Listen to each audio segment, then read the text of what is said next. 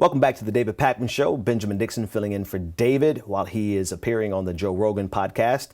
If you're seeing this video soon enough, David will be live at 3 p.m. on Joe Rogan's YouTube channel. And if you're watching this video at a later point, then obviously go and watch the replay. I'm sure it's going to be a fascinating conversation. File this next video, this next story under being so committed to your racism that it backfires. A 70-year-old Ruby Howell has been arrested. She was first fired and then she was arrested as a result of a video that went viral that showed her pulling a gun on two black people as they attended or tried to find a place to have a picnic. Ruby Howell is a 70-year-old white woman, and the video really speaks volumes about so many things that still have to be discussed today. Take a look at the video. This lady literally just pulled a gun because we out here and didn't have reservations for a lake that we didn't even know we had to have reservation for. We didn't know. Like, the only thing you had to do was tell us.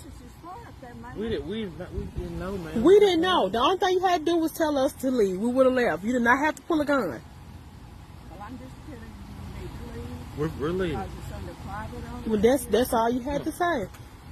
That's all you had to say. Y'all just can't be out here. Well, that's fine. LA will not let you. They're the ones that have it. That's fine.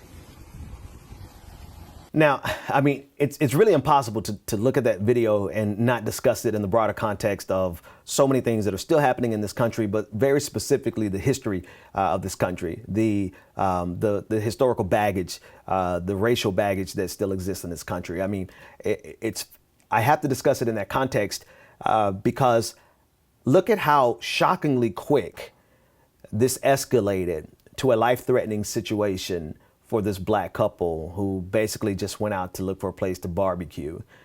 She pulled a gun because they weren't supposed to be there. Well, Ruby Howell works for that campsite, and she no longer works there, but she did. And I'm quite sure that's not the first time someone came to looking to use their facilities without an appointment. I mean, quite frankly, most people, when you're looking for a place to barbecue, you look for a public space and you just go there, and then you find out, you know, like, okay, it's free to use and I don't need an appointment, or you need a permit and you need an appointment.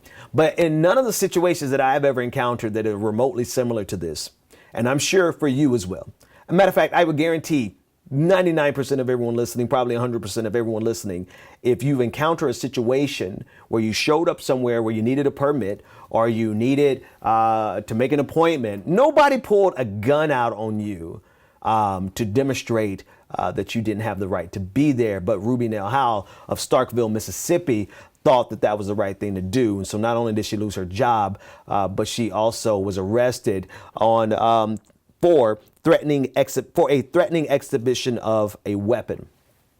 She turned herself in and got out on a whopping $500 bond. Now, again, I don't really want to belabor the point too much, but you have to put a fine point on this fact.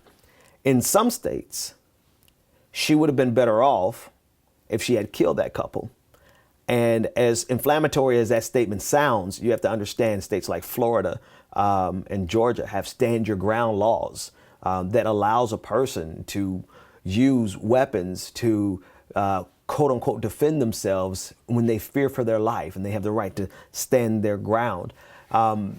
Which really, I bring it up because you have to ask yourself the question, at what point is the unreasonable and irrational fear of black people going to be addressed in situations like this, but more specifically in situations where people stand their ground? Because this woman had literally no reason whatsoever to fear this couple, no reason whatsoever to pull a gun on this couple, but she pulled it out. I mean, for what reason? I mean, you have to say she was afraid, right? You don't just pull, unless you're pulling out the gun just to, just for a power play. Well, that backfired for her as well. But there's an irrational level of fear that is connected to black people, and that's intentional. I mean, I can break this down so many different ways, and come to my channel and I'll do that. But that's intentional, like this irrational fear that would lead this woman to pull a gun on a couple, a married couple. Not that that should be a qualifier, and that, oh, if they're not married or if they weren't a couple, they should have had it. No. But still, it's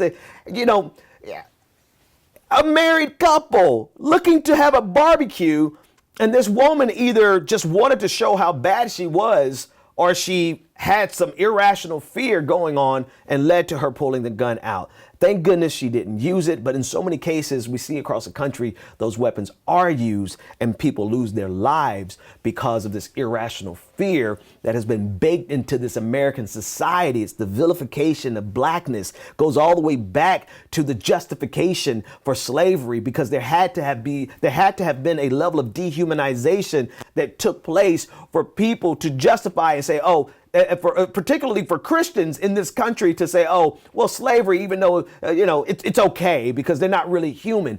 It trickles down through generations. This fear, it's irrational fear. I'm going to get off this one and just move on to something funny. But this irrational fear trickles down through the generations, and it is still here today. And we see incidents like this that could really have led to the death of people for no reason whatsoever, based on some irrational fear that is baked into this American system.